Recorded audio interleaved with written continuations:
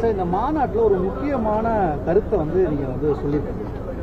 திருமாவுக்கு வழிவிட்டு காத்திருக்கோம் அப்படின்னு சொல்லியிருக்கீங்க.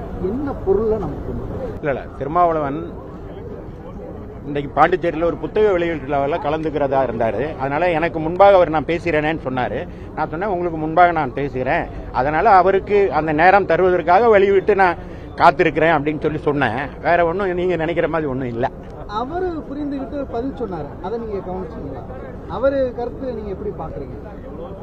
அவருடைய திருமாவுடைய கருத்தை நீங்க எப்படி பாக்குறீங்க? திருமா எப்பவுமே எங்களோடு இருக்கிறவர் தான். ஏன்னா அவரும் ஒரு வழக்கறிஞர் இல்லையா, அதைத்தான் நான் அப்படி சொன்னேன்.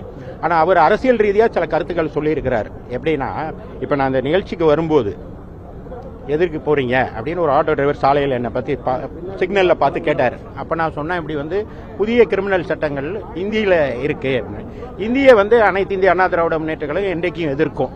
இது அண்ணா காட்டிய வழி. அதுதான் புரட்சித் தலைவர் காலத்திலும் புரட்சித் தலைவர் அம்மா அவர்கள் காலத்திலையும் அண்ணா எடப்பாடியாரும் இந்தியை எதிர்ப்பதில் நாங்கள் என்றைக்கும் அதிமுக முன்னிருக்கோம்.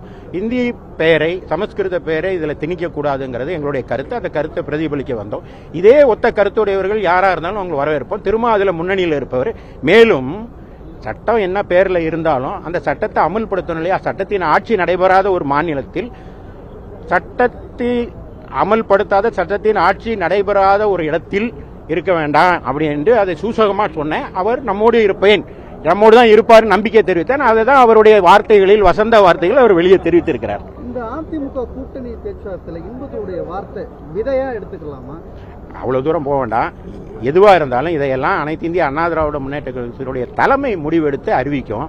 நான் வழக்கறிஞர் என்ற வகையில் அந்த உணர்வின் உந்துனால அதை பேசினேன். மற்ற விஷயங்களை அனைத்து இந்திய அண்ணா திராவிட முன்னேற்ற கழக தலைமை தான் முடிவெடுக்கும். அன்போடு பேசக்கூடியவர் அப்படின்னு சொல்லிட்டு தேர்தல் வரக்கூடிய நேரத்தில் வெற்றியும் அந்த சூழ்ச்சியை நோக்கி நம்ம பயணிக்கலாம், தேர்தல் காலம் எப்படியா மாறும் அப்படின்னு சொல்லிட்டாங்க. இந்த வார்த்தை எப்படி பார்க்குறீங்க? வழக்கறிஞர்கள் தான் எப்பவுமே சமுதாயத்தினுடைய மாற்றத்தை ஏற்படுத்துகிறவர்கள். இந்திய நாட்டினுடைய விடுதலை கூட வழக்கறிஞருடைய போராட்டம் தான் முதல்ல இருந்துச்சு.